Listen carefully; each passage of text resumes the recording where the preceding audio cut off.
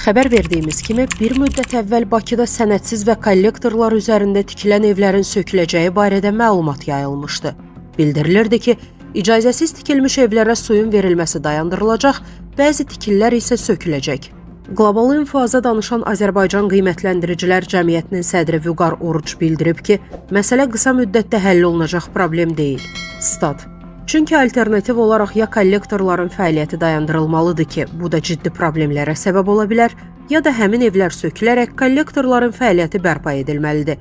Eyni zamanda, kollektorlar normal işləməlidir ki, xüsusilə intensiv yağıntılar zamanı son dövrlərdə müşahidə olunan problemlər təkrarlanmasın. Bu məqsədlə dövlət səviyyəsində komissiya yaradılıb və hazırda vəziyyət araşdırılır.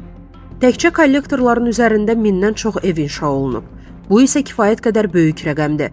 Hər belə evin ətrafında risk altında olan digər tikililər mövcuddur. Ümumilikdə söhbət 6000-dən çox evdən gedir. Hər evdə orta hesabla 3-4 nəfərin yaşadığını nəzərə alsaq, bu məsələ 20.000-dən çox vətəndaşı əhatə edir. Bu baxımdan hökumətin məsələyə ehtiyatla və ciddi yanaşması tam başa düşüləndir. Statın sonu. Yazını tam halda şərhdəki linkdən oxuya bilərsiniz. Əziz izləyicilər, xəbərlərdən məlumat əldə etmək üçün kanalımıza abunə ola bilərsiniz.